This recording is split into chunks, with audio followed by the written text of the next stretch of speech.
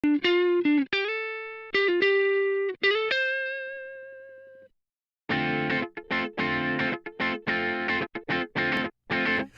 up, you amazing people? I hope you're having a fantastic day. You are, of course, watching and listening to the Daily Dirty 30, also known as the DDT, here on The Kevin Lee Show.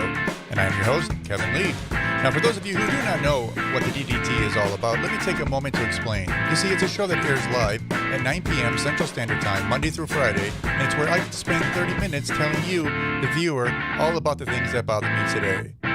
What do I get out of it? It's easy. It's cathartic. Why should you tune in? That's even easier. It's entertaining. Sound like a fair trade? Good. Let's get to it.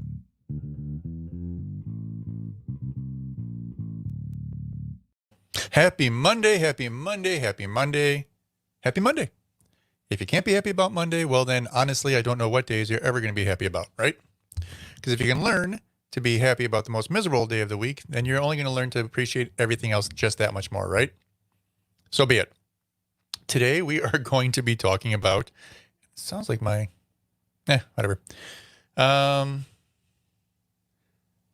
right, go back to a flat EQ. Maybe it sounds better now. Today, we are going to be talking about, I don't know. How about civil discourse? Sound like a good idea? Sure it does.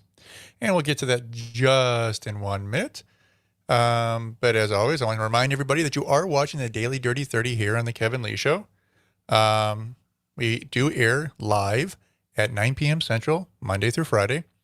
Please adjust accordingly for you if you'd like to watch it live. Otherwise, you can always watch on replay on just about any service that's accessible. We're on YouTube, Facebook, Twitch, Twitter, you name it. As well as we're on audio podcasts, every single thing you could imagine.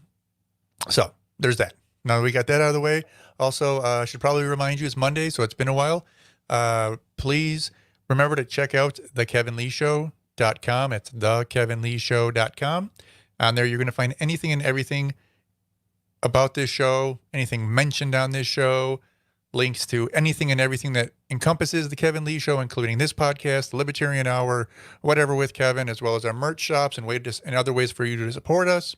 It's all there. So, okay, now that we got the business out of the way, let's get back to what we're talking about, civil discourse. Now, the reason why I chose civil discourse for me today was actually rather simple.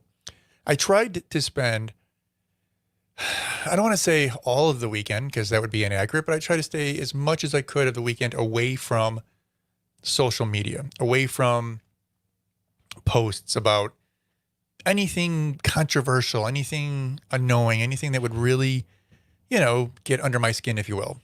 That being said, and I did a pretty good job for the most part, I want to say. But Monday came along and I woke up and I had my first cup of coffee and put my glasses on and grabbed my iPad. And after going through my emails, I decided to hop right into social media and kind of just see what was out there. Not trying to look for anything, just kind of see what kind of came up and hit me in the face. And pretty much everything hit me in the face. Yeah, it was not a fun experience. And needless to say, I finally realized that I needed to talk about this subject today, civil discourse, because there's absolutely nothing wrong with you having an opinion and me or someone else having a different opinion or what have you. It's how we interact between each other that's the issue, all right? I think anyone who can read or write or is conscious can tell you that people on the internet aren't very nice, right? And you don't expect everyone to be nice. I mean, there's always going to be trolls and there's always going to be bots and there's always going to be somebody out there poking the bear, hoping to get a reaction. I get that. But it seems like the average person now on the internet is an asshole. I mean, that's the only real way I can put it. It doesn't make a difference if you're male or female. Either way, you're just an asshole, right? And I'm not saying I've never been there. I'm sure I've said something that I probably would regret now if I look back at it. I'm sure I was either angry one time or tired or someone said something that just, pushed the wrong button that day, or I woke up on the wrong side of the bed. And I'm sure I've said something that I probably would not be saying if I had it to do all over again. But it seems like the average person is doing that pretty much every day. I mean, I want to say it's just me, but I kept digging everywhere. I went into Twitter and followed people or looked at posts from people who I know generally are fairly level-headed.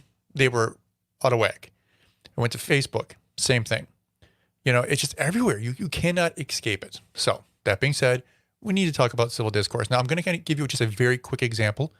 I literally just threw this together like 2 minutes before the show. So please I apologize for my lack of presentation. Am I actually sharing my screen? You know, I'm going to stop that and I'm going to reshare because I don't know if I shared it properly. I don't know. Okay. All right. So we're going to hop into here. Okay. Actually, I'm thinking of it. Let me take that off and then, yeah, I might as well take that off as well. We don't want any distractions, do we? I don't think so. So on here, it's a simple little thing from the Libertarian Party.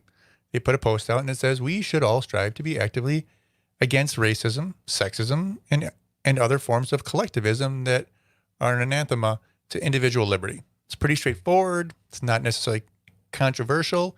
I mean, I guess this is kind of a playoff of what happened last week where the Libertarian presidential candidate said something about something similar to this with different wording, using terms like we must and we must be anti-racist and using Black Lives Matter and all that kind of stuff. Kind of ruffled a few feathers. We don't need to revisit all that. I did a whole video on that last week.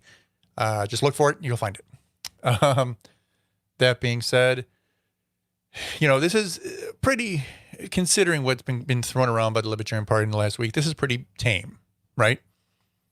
But that being said, here's some of the reactions.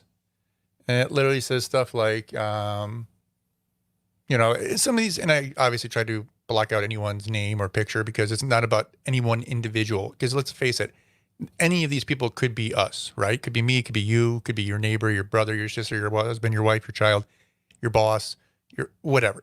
Any of these people could be us, right?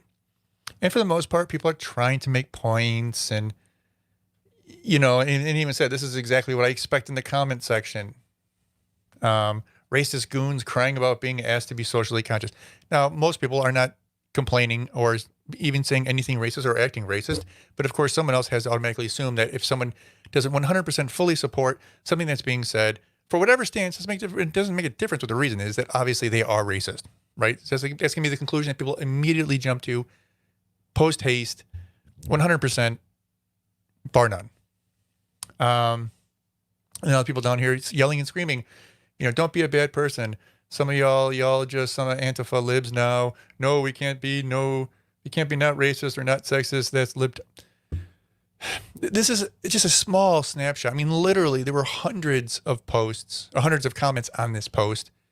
And I would say this, you know, was it 1, 2, 3, 4, 5 comments in a row were like this every, you know, you would find this sampling with every 5 or 10 comments. I mean, it was the absolute norm, right? And this is the thing. People don't know how to act anymore. Now, I don't know, honestly, if they don't know how to act simply because they never learned. Maybe they're young people. That could be. I mean, there are people, I'm sure, on the internet who never, I don't say they weren't raised properly, but that could be part of the cause. It could be they had no good examples. It may not even be their household. It could be they had teachers or bad teachers, you know, and vice versa. You can have good teachers who can teach you to be better people than maybe even, you know, close friends of yours are or family members are, because maybe they're just generally, you know, they conduct themselves better with other people, you know. So I'm not saying one way or the other, but this is just the truth of how people are. And it's frightening. It's what it is, right? So, like, for example, I got to pull up the screen share. So we're going to go through a couple of quick definitions, if you don't mind. Just humor me, would you? Let's see. Let's go. I think this is the one I want. I should have numbered them. All right. So this is, again, we just talked about civil discourse, right? This is the definition from Wikipedia. Civil discourse.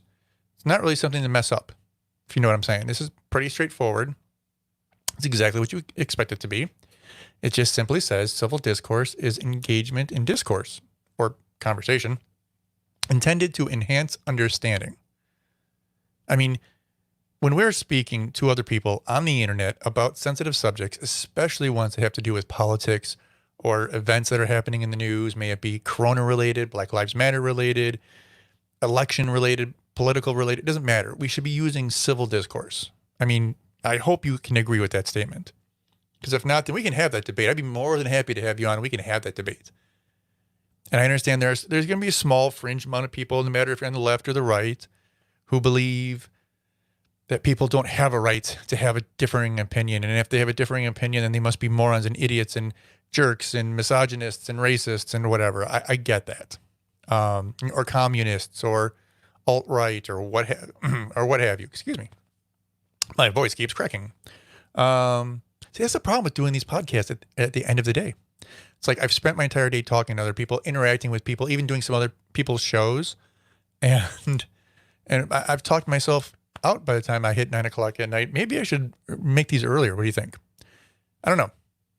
We'll see. But yeah, so here it has civil discourse. It's engagement in discourse or conversation. And discourse means conversation. For those of you who do not know, and those of you who are listening at home and not seeing the graphics, not listening at home, you know what I mean, listening on a podcast. It says, civil discourse is engagement in discourse or conversation intended to enhance understanding. Now here it kind of goes into a simple overview, and Kenneth Gergen describes civil discourse as the language of dispassionate objectivity and suggests that it requires respect of the other participants. That is key. Like, civil discourse is the language of dispassionate objectivity. I hope I don't have to explain what that means. You know what language is. You know what being dispassionate is. And objectivity is objectivity. It's not rocket science. But it suggests that it requires respect of the other participant. When you're talking to somebody, when you're interacting with somebody, maybe right now on the internet, you need to be respectful to other people. Now, other people may not give you that same respect. I get that. It doesn't mean you lower your standards and meet them where they're at, right? You need to stay level-headed and above reproach when it comes to your argument. Let your argument stand on your argument. Don't get angry. Don't start simply just calling people names because, well, what else am I going to do? No, you just simply... And don't get me wrong. I understand you get angry at people. I get angry at people, and I do it all the time. I did it today. I called someone a name when I shouldn't have. That being said, it's not right. So when you are interacting with someone, especially when you're not seeing somebody, especially when you're in the comment section of someone's post, you need to be respectful of other participants and their opinions. And you need to be respectful of the facts. When you are, when it says here, describing civil discourse as the language of dispassionate objectivity, you need to let the facts speak for themselves. I'm sorry, you just do. You need to let the truth ring out. Don't put yourself in front of your argument. Don't let yourself become the argument, right? You need to understand that your argument is based in truth as far as you can see it, right? So you need to learn to take your truth, or the truth as you understand it, and then deliver it to other people in such a way where they can not only understand it, but do so in such a manner where they'll actually accept what you're saying. I see so many people, and I've been somewhat guilty of this of myself in the past, but I've seen so many people day in and day out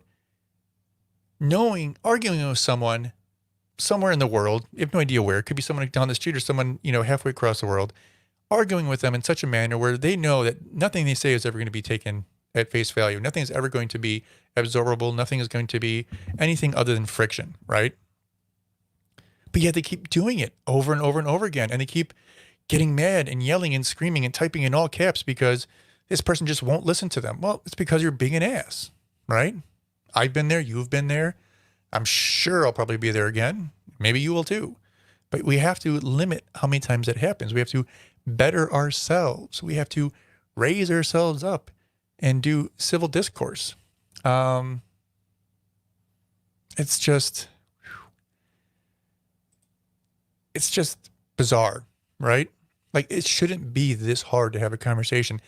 Now, I know sometimes, and this is one of the most frustrating things for me, right?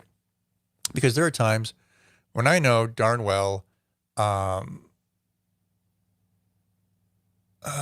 that I'm arguing with someone who is probably much younger than I am, right? They have far less experience in life than I do. And I try to always keep that in mind. I always try to picture I'm probably arguing with someone who's 17 years old, 18 years old, 16 years old, 20 years old, 21, just someone who's much younger, who doesn't understand and see everything. But when I lose sight of that, I become ineffective, right? And I'm not even talking about yelling at someone. I'm not talking about insulting someone. I just become ineffective when I feel like I'm dealing with someone who's at my level in the sense of experience and knowledge. And maybe some of these people might be there with knowledge but not experience, or some people might be there with experience and knowledge, experience and not knowledge. Who knows? But if I remind myself that I could be speaking to someone who's, say, one of my children, I do much better in communicating, right? And this is something we need to work at. It's a language we need to speak. Like we all speak our primary language. We all grew up speaking something. Like I'm in America, generally speaking, you primarily speak English, okay? You can speak other languages, but you primarily speak English, right? American English.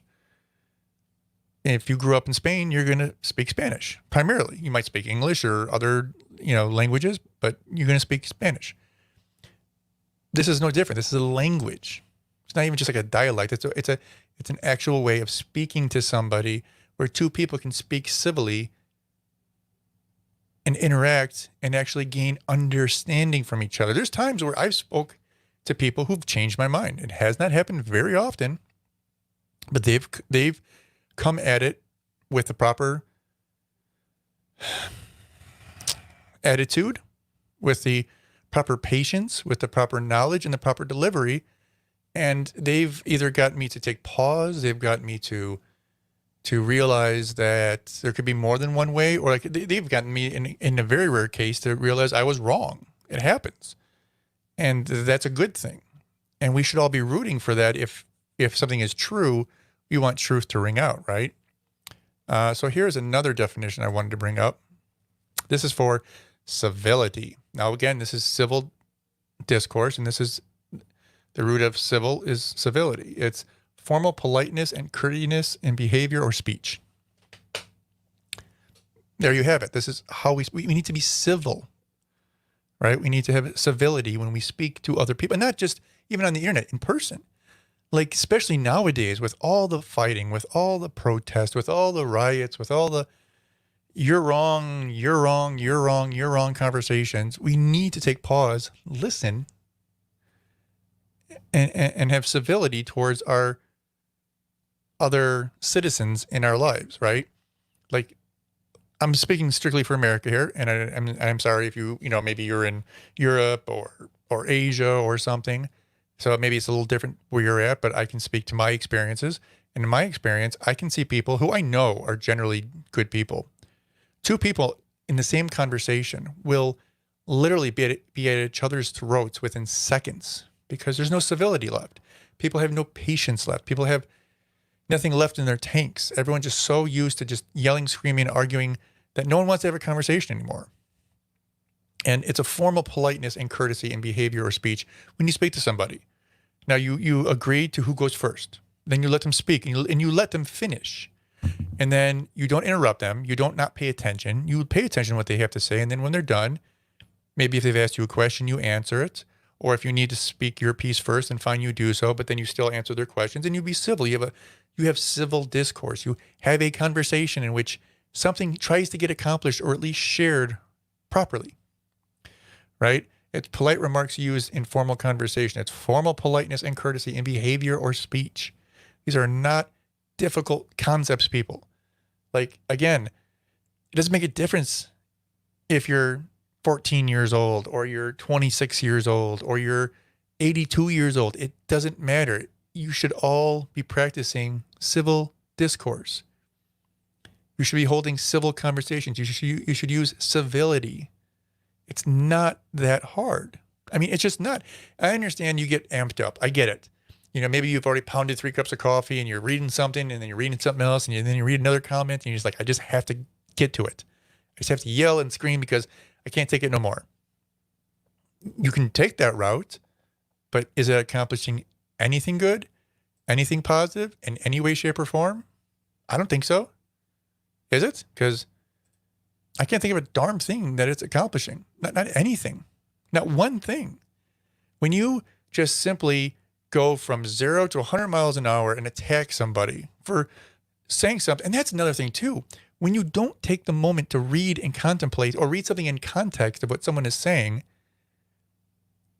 the outcome is always negative, right? You're always going to yell at people, sometimes for something they're not even yelling at you. Like I had a perfect example. I was having a conversation, or I posted something very simple, and I got a response, and it was a very strange response. It was on Facebook somewhere, but it's a long story short. It was basically, see, and I warned you, I say that term all the time, long story short. And you'll probably hear it again 1,000 times. But long story short, I posted something, or comment, it wasn't even a post, it was just a comment on a post. And someone responded to it, and it was a very weird response. It didn't really have anything necessarily to do with what I said, but they responded to me, and it said, this person responded, so I responded back to them, said, hey, I don't know what's wrong with you, what's wrong with what you have to say, but nothing you're saying makes sense to what my comment was. I didn't say anything about this. And then he got mad and started writing back and saying, well, blah, blah, blah, you're responding to me and you don't even know what I'm talking about. And so we just kind of went back and forth for a few comments, and I was trying to get to the point, but I was quickly losing my patience. And finally he realized that he had been responding to someone else and I didn't see it because that person decided not to let me see it because they either blocked me or whatever. So he apologized, sort of, and then posted it for me so I could see, which was very nice. I said, thank you very much. I'm sorry for the misunderstanding. And we left things off really nicely.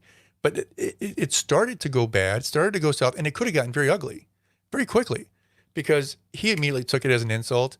I took his insult probably harder than I should, and I was just taken aback because I'm like, I don't even know why you're attacking me. I just posted a comment. You're the one responding to my comment, sort of thing. You know what I mean? And then after I took a pause and he took a pause, things worked out okay. So I learned something valuable in that lesson, as I hope you can learn something from my mistakes.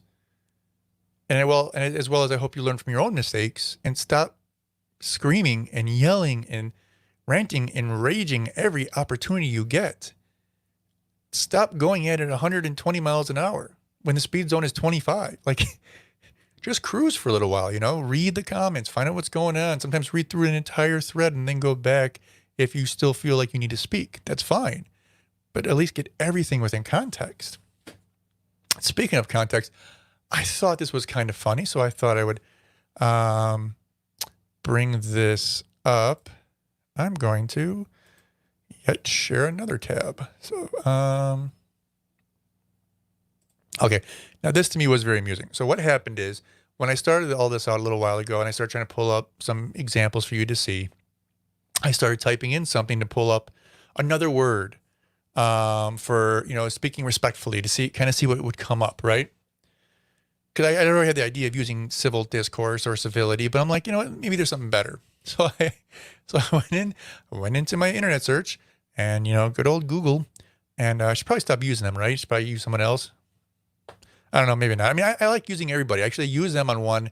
I use Google for certain searches, and I use DuckDuckGo for other searches. I've tried Bing. Not super happy with it, but it is what it is. Anyway, so I was in Google, and, as you're typing up suggestive terms or words or whatever, we'll kind of fill in for choices. And this is what popped up. So I put a word for speaking, and these are the choices that came up. This should be a snapshot of 2020 to know where the average human being, the average American is, if nothing else, where their mindset's at, right? So for those of you at home who cannot see, I'll read it for you. So I literally typed into Google search a word for speaking, and I was going to put like respectfully, right? Before I even got there, this is what popped up. A word for speaking your mind. A word for speaking into existence. A word for speaking up. A word for speaking loudly. A word for speaking something into existence. A word for speaking angrily. A word for speaking clearly. A word for speaking without thinking. A word for talking quickly. A word for speaking down to someone. Yet nowhere in those searches was that 1, 2, 3, 4, 5, 6, 7, 8, 10. So in the first 10 options that come up, nothing about respectful. Nothing. This just goes to show, because this is all algorithms, right? This is all that people, all of the internet are searching for. And this is why these suggestions pop up. Isn't just because of me, it's because of everybody collectively who are searching for this stuff. So people who are searching for a word for speaking, no one thinks respectfully. This is disturbing to me. I mean, maybe it shouldn't be, but it is. Like, there's no reason why we can't be respectful to our fellow human being and our fellow citizen. And it doesn't make a difference if you live in France or if you live in Germany or Russia or Argentina or Australia or wherever you might be. Be respectful. Like, always take pause. Don't speak up until you have a clear thought.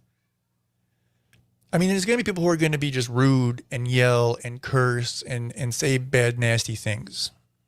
It's going to happen. It's the world we live in. The more populated we get, the more disenfranchised people get, the more disconnected people get.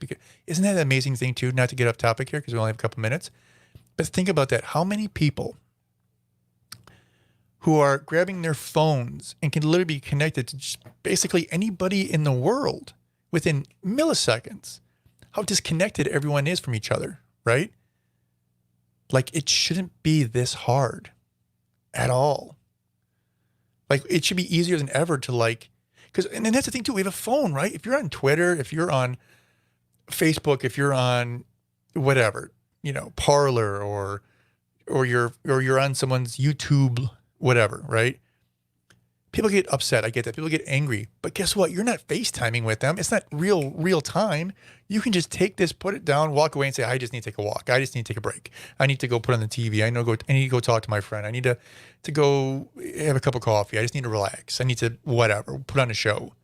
But they don't. They just freak out. Or they spend the next 20 minutes thinking of a great response. And then they go and they get all angry and put all caps about how terrible you are and how terrible the world is, instead of trying to understand what you're saying.